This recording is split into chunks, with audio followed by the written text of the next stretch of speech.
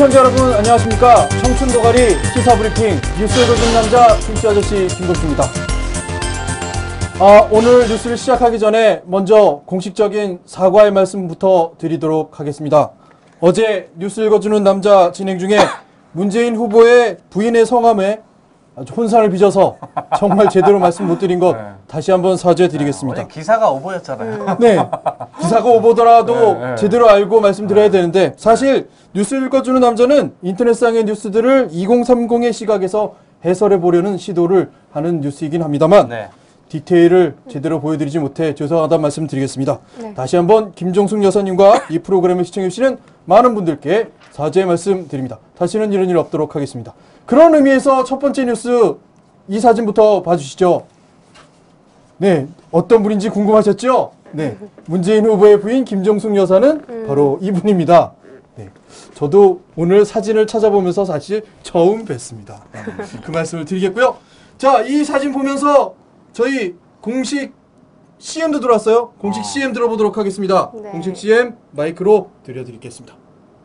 내가 만일 하늘이라면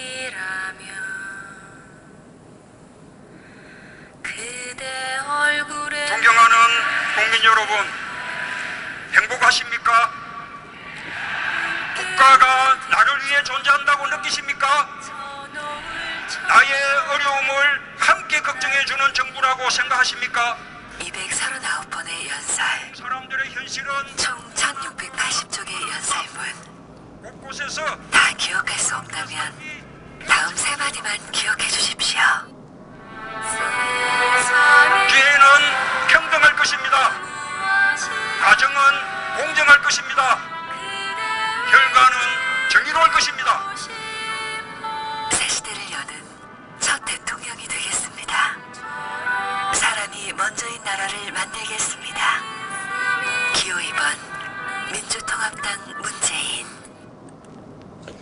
네, 이 CM이 저희 공식 CM이 됐습니다.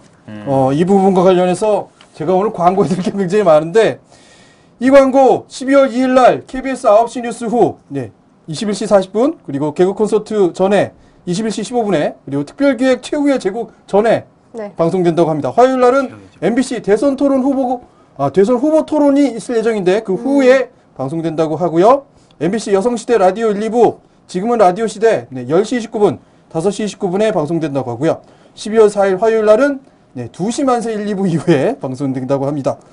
MBN 뉴스투데이 2부 후에도 동남아시아 KBS 9시 뉴스에서도 방송되고 YTN 뉴스와이드 8시 그리고 뉴스투데이 8시 59분에도 방송된다고 하니까 조금씩 들으시면 널리 알려주시기 바라겠고요. 친구들에게도 멀리 알려서 한 번씩은 들어보자. 기억나시나요? 세 마디? 뭐였어요? 기회는 평등할 것입니다. 그리고요? 과정은 공정할 것입니다. 그리고요? 결과는 정의로울 것입니다. 사실 이번 대선에서 가장 기억해야 될 세 마디 요거 아닐까 생각합니다. 한 번 듣고 외웠어. 어제도 살짝 들었잖아요. 내가 외웠단 말인가? 네, 두 번째 기사 보겠습니다. 오늘 이 기사를 보면서 많은 분들이 깜짝 놀라셨지 않을까 생각 드는데 이 기사입니다. 한번 보시죠. 지난 15일 날 블랙이글 우리가 개발한 전투기죠. 이게 추락하는 최초의 추락입니다. 사고가 발생했는데 원인은 정비사의 실수 때문인 것으로 밝혀졌습니다. 근데 더욱 놀라운 거 이 정비 실수를 저질렀다고 말씀하신 그분께서 안타깝게도 자살하셨습니다. 여러분 이 기사를 보면서 어떤 느낌이 드시는지 모르겠는데 저는 이 말씀을 좀 드리고 싶어요. 하물며 항공기 하나가 떨어져도 이것을 책임지기 위해서 목숨을 거는 분이 계시는데 우리 정치권은 도대체 몇 명을 고난에 빠뜨리면서도 왜 반성할 줄 모를까라는 생각을 해보게 됩니다. 부디 명복을 빈다는 말씀 다시 한번 드리겠습니다. 자, 청소년과 관련된 얘기하고 있습니다. 청소년 정책에 대해서도 우리도 할 말 있어요 라는 부분으로 말씀드렸는데 조금 전에 송량현 선생님 나오셔서 아주 스펙타클하고 굉장한 얘기들을 나누셔서 설마 그렇습니다. 일반적인 청소년들이 고민하는 거리가 과연 무엇인지 간략해 보겠습니다. 그만큼 스펙타클하지 않지만 뭐 이런 얘기들이 있으니까 한번 들어보시죠. 점수 등급, 대학으로 인생이 달라지는 게 청소년의 삶이고 그 원인은 불평등한 교육 현안이라고 꼬집은 학생들이 있습니다. 수준별 심화 수업, 대학 탐방, 논술 수업, 독서실 사용 등이 일부 상위권 성적의 학생들에게만 도래가는 제도가 아주 일반화되어 있다는 얘기죠. 공부 잘하는 애들만 모든 걸 지원받는다는 얘기예요. 그렇죠? 내 친구는 한 달에 영어 60만 원, 수학 70만 원짜리 과외를 받고 시험 기간에는 하루 4시간씩 과학 선생님이 1대1로 붙어 있다. 나도 과외 받고 싶지만 돈이 없어서 못 받는다. 네, 빈부의 격차가 성적의 격차를 만들고 있다는 거죠. 얼마 전 우리 학교에서 기존 교복 말고 편한 생활복을 입을지에 대한 얘기가 있었는데 우리 학부모 회의에서 찬반 투표로 무산시켜버렸다. 당사자는 우린데 참여도 안 시켰다. 이거 알바를 하는데 전단지 1,500부 돌리기로 했는데 2,000부 주고 1,500부를 속이더라.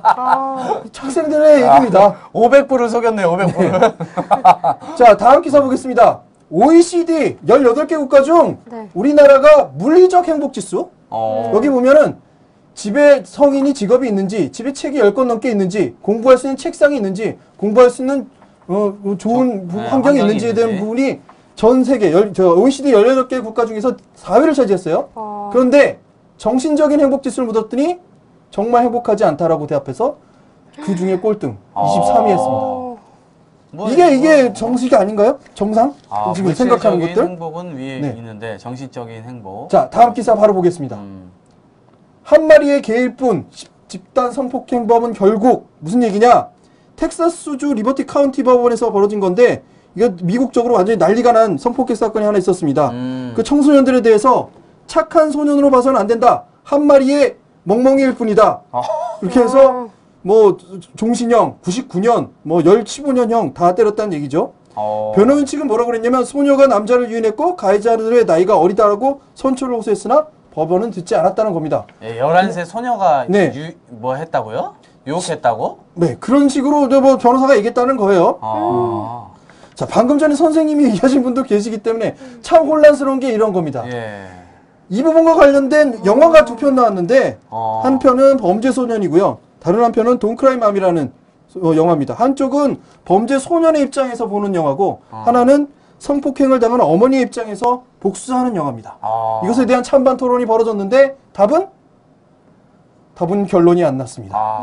어떻게 생각하세요, 두 분? 어떻게 해야 될까요? 저는 이제 뭐 두 가지를 다 동시에 당연히 해야 되지 않을까 좀 이런 생각이 있는데 얼마 전에 그 어떤 영화죠? 내가 살인범이다? 그걸 보니까 전혀 인면 수심에 어떤 반성의 기미를 전혀 보이지 않잖아요. 그런 측면이 있으면 진짜 이 환경에 놓여져 있는 그러니까 뭐라 그래야 돼? 하여튼 우리들의 이 심리도 안정적이게 자, 뭔가 채워질 이 필요도 부분에서 있고. 한 가지만 포인트를 좀 점검해 보죠. 뭐냐면 범죄의 질이 나쁨으로 이 부분을 처벌해야 된다. 근데 이제까지 우리는 청소년이 행한 범죄에 대해서 제대로 처벌하지 않았던 것 같다라는 포인트죠. 이유가 뭐냐? 학부모들이 피해자 부모들 찾아가서 협의 혹은 합의 이끌어서 법원에 제출하면 법원이 선처하는. 법은 엄연히 살아있는데 피해자는 영원히 피해자로 남고 가해자는 그냥 빼어져 나갈 수 있는 부분. 그러니 확실한 법으로 규제할 수 있는 부분에서의 최고 형량을 때려야 된다는 법적인 정서가 있죠.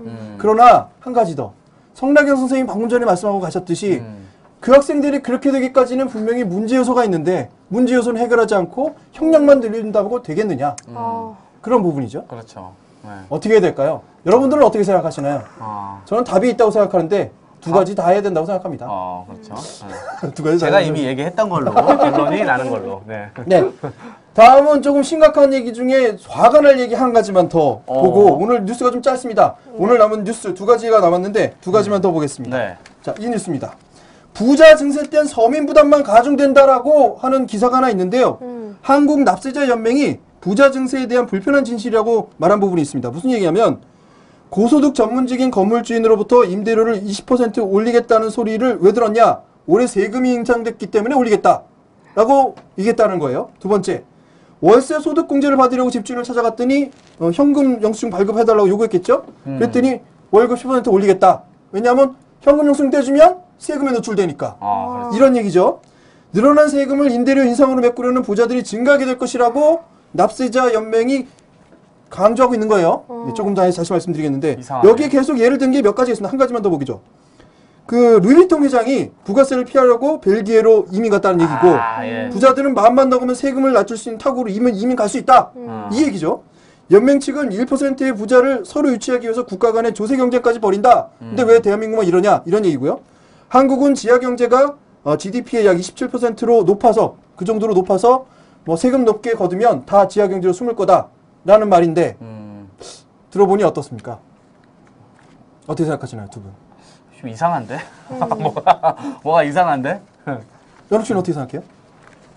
얘도 이상하겠지 뭐. 멍하죠?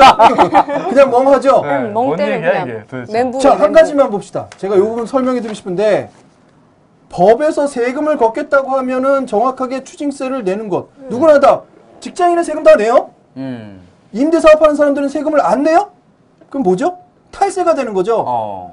납세자 연맹이 탈세를 하겠다고 하는 겁니다, 지금. 그리고 그거를 협박조로 얘기하고 있지 않나. 거꾸로 주장하는 거구나. 네. 당신들 세금 올려봤자 그 세금이 다 서민들이 피해보지 뭐 부자들이 피해보나? 현실은 이래 라고 협박하는 거라고 생각할 수 있겠죠. 우리나라의 경제 정의가 네. 이 부분에 있다. 우리 요거는- 조금만 생각해 봅시다. 경제 정의 여기 있고 경제 정의를 계속 강조하는 이유가 네. 이런 부분에서 노출된다. 라고 생각해 주셨으면 좋겠습니다. 야, 이거 마지막 기사 보겠습니다. 오늘 시간이 좀 짧아서. 잘 짚었다. 마지막 기사 정리하겠습니다. 네. 굉장히 훈훈한 기사예요. 네. 그리고 광고 좀 없애고요. 이 경찰관 보이시나요? 이분 네. 노숙자인데 이 경찰관이 노숙자가 저렇게 맨발로 있는 걸 보고 그 옆에 있는 그 지금 뉴욕에 있는 경찰관이거든요. 네. 매장에 뛰어가서 부츠하고 양말 사다가 신겨줬더니 그 얘기입니다. 그거를 옆에 있는 사람이 사진 찍어서 저 페이스북에 올렸더니 전 세계 사람들이 다 칭찬하고 나섰다. 이런 얘기입니다. 훈훈하네요. 한 가지 이 사람이 했던 얘기가 참 좋은 얘기가 있는데요. 내가 당시에 12사이즈짜리 부츠를 가져왔더니 이 사람들은 그냥 웃기만 하더라. 이분이 너무 짧게 밖에 웃더라. 그리고 그 좀 밥 같은 거 좀 먹으러 가자고 가지 않겠냐고 했더니 거절하고서 이 사람은 사라졌다. 근데 이 사람이 그 부츠를 산 영수증을 이 경찰관이 자기 방탄복 안에다가 고이 모셔두겠다. 이것이 일종의 부적이 되지 않을까 이런 생각을 가지고 있다는 얘기입니다. 이렇게 하는 분들이 대한민국에 없을까요? 저는 훨씬 많다고 생각하는데 이 사진이 왜 안 찍힐까요? 밝혀지지 않았기 때문에. 왜 안 찍힐까요? 혹은 우리나라 사람들은 이런 좋은 일을 하는 거에 이다지 좋게 노출하고 싶어 하지 않는 건 아닐까. 또 하나 옆에 사람들이 좋은 일 할 때 우리 그냥 지나치고 있는 거 아닐까. 사진 안 찍는 거 아닐까 라는 생각 듭니다. 사진 찍어서 올립시다. 열심히 보고 다닙시다. 네, 열심히 보고 다닙시다. 네. 이런 것들. 네. 좋은 일들은 더 고발도 많이 해야겠지만 밝혀져야 돼요. 좋은 일들도 네. 많이 알렸으면 좋겠다라는 네. 것으로 오늘 뉴스 마치겠습니다. 내일 뵙겠습니다. 알찼어, 고맙습니다. 알찼어.